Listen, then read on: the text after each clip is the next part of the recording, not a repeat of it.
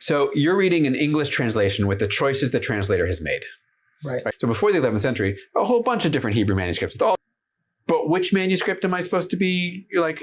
Am I supposed to be just reading the Dead Sea Scrolls? Is that like the real text?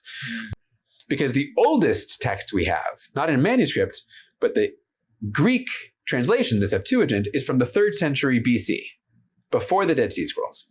Not only is the Dead Sea Scrolls text different from our current Hebrew text, but the Dead Sea Scrolls sometimes preserved multiple versions of the same Hebrew text.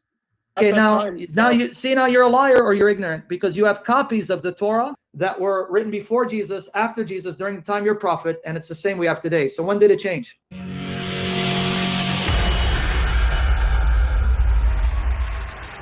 Professor Joel Baden, you hurt my feelings, you know? You told me that I'm not really reading the Bible when I pick up the Gideon Bible right here next to this bed here at the hotel.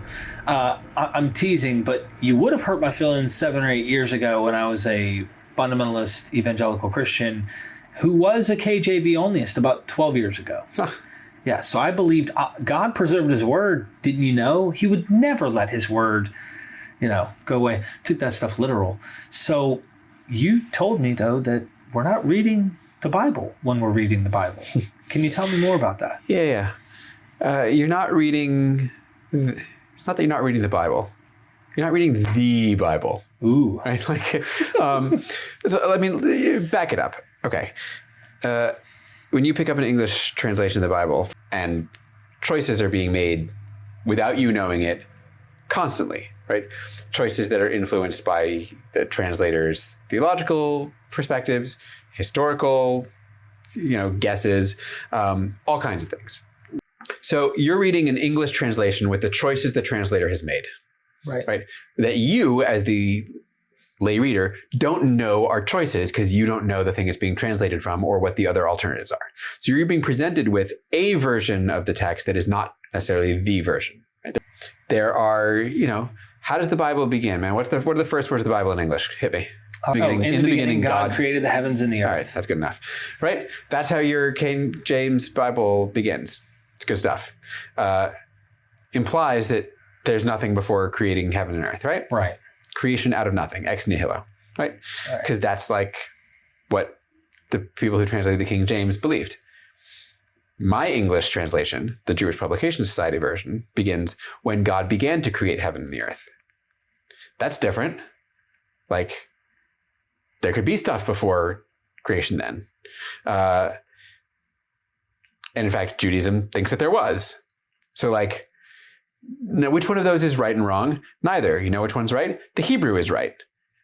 But the Hebrew, right, could go either way, right? So your translation is already an interpretation. It's not the Bible, it's a Bible, right? Like the King James is a creation out of nothing Bible, and the JPS is a not creation out of nothing Bible. There is no the version. There's only, every translation is just a version. Okay, so that's one problem. What text is being translated? Right. The text that's being translated for you is the Masoretic text, right? That is to say, this now relatively, the form of the Hebrew that was standardized in the 11th century or so. That's the 11th century, of course, AD, right? So you're reading a translation of an 11th century manuscript, right?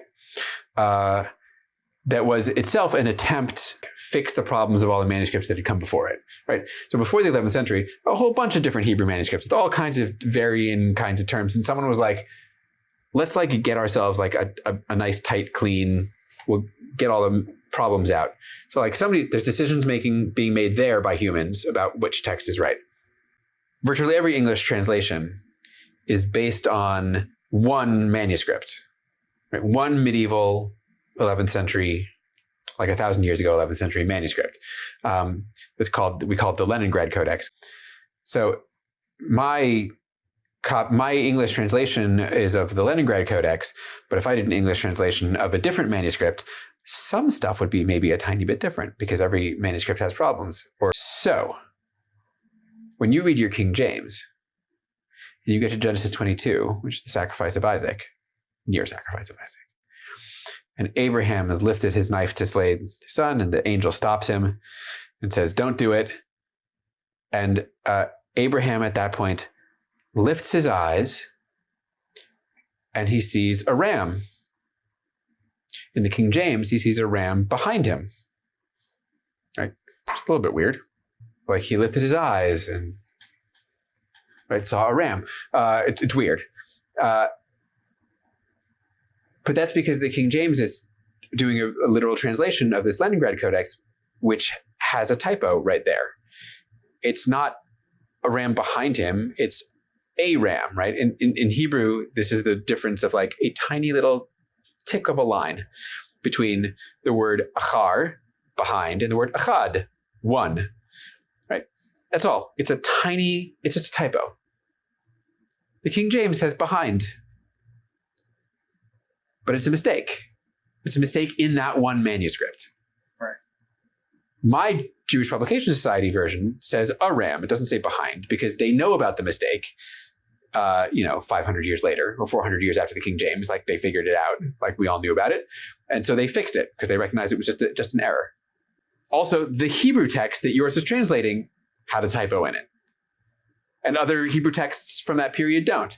And then what do we do about the fact that the 11th century manuscript that we're looking at is from the 11th century, like it's 1,000 years old? I got manuscripts that are 2,000 years old. Shouldn't they be worth more? We call those the Dead Sea Scrolls. But which manuscript am I supposed to be like? Am I supposed to be just reading the Dead Sea Scrolls? Is that like the real text?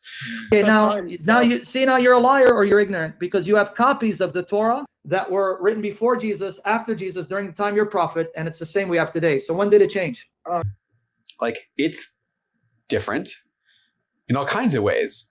Good. Oh, wait, good. Because now I'm going to give you an English translation of the copy of the Old Testament from copies of the Bible that were written 200 years before Jesus. So good. Now let me show you that. Now you're stuck. Here it is. There you go. Okay, I want you to see this right here. The Dead Sea Scrolls Bible, the oldest known Bible translated for the first time into English. This is the Torah from the most ancient copies of the Old Testament, written in Hebrew, found in 1947, written about 200 years before Jesus, translated in English, and it's identical to what I read in my Bible today, and this is before Muhammad. Not only is the Dead Sea Scrolls text different from our current Hebrew text, but the Dead Sea Scrolls sometimes preserved multiple versions of the same Hebrew text. So, for example, I can find a text of the Book of Samuel from the Dead Sea Scrolls that looks a lot like the Book of Samuel that is in my Bible today.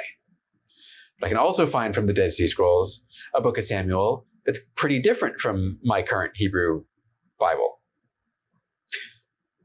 They're both 2,000 years old. Which one of them is the right one?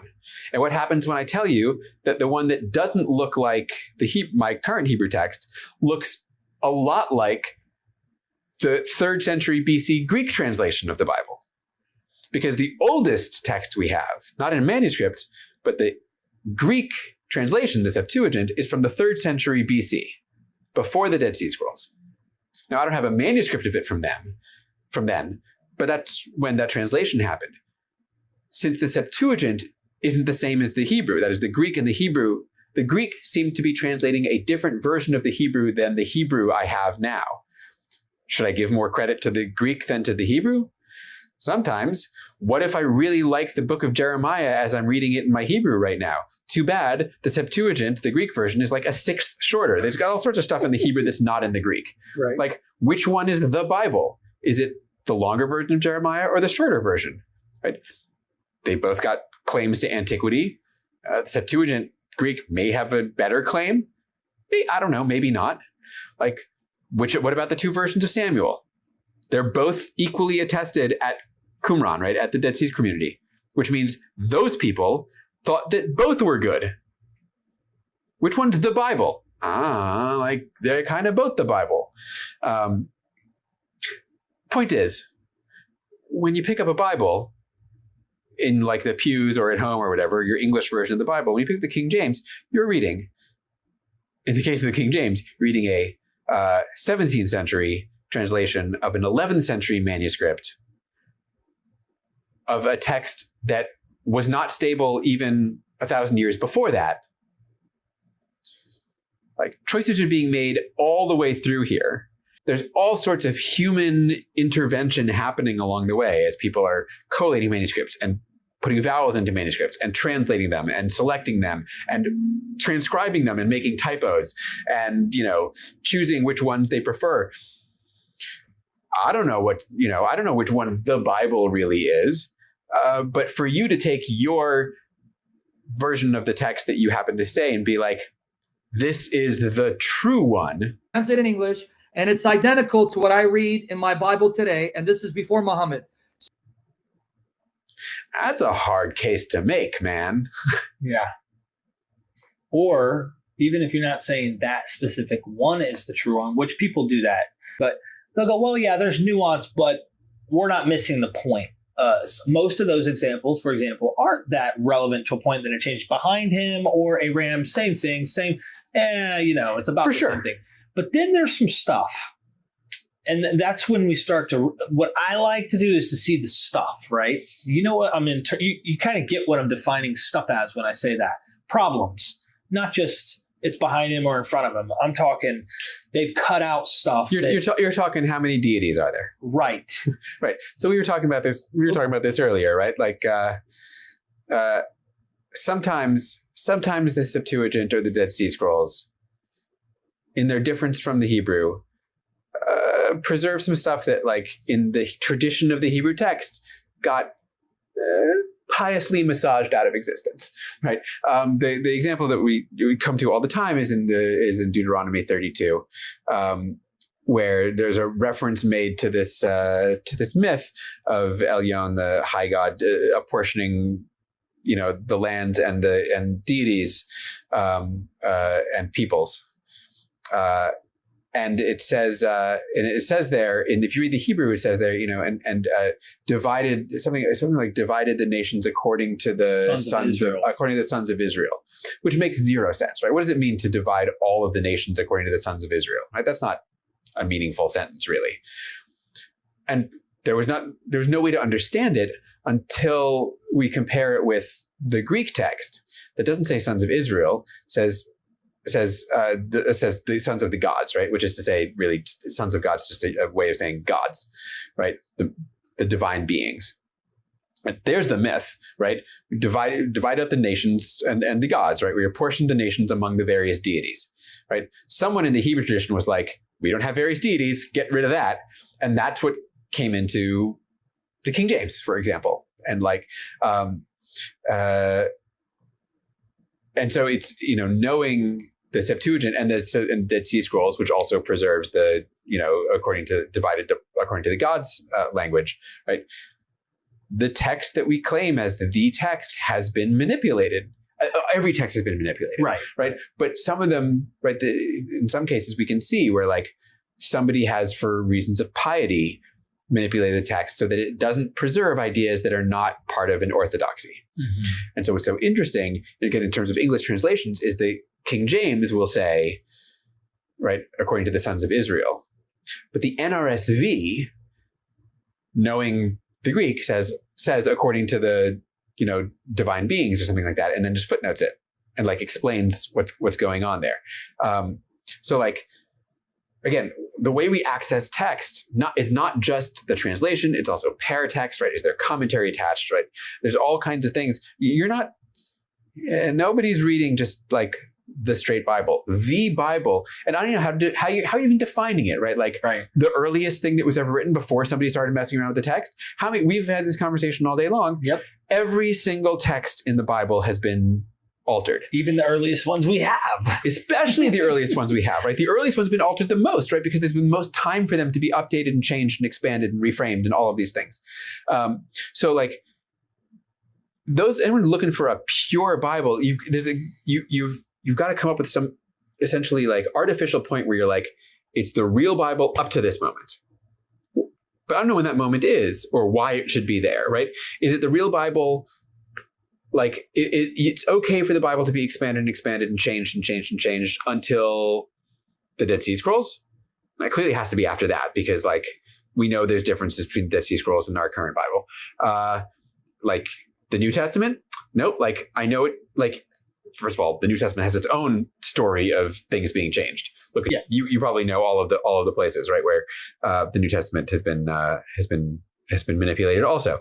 But, like, it's just an ongoing process. People have been doing it forever. It's not until, and translation is part of that same story, right? Every translation is, again, manipulation, interpretation, reframing, recontextualizing. It's just been done in a slightly different medium.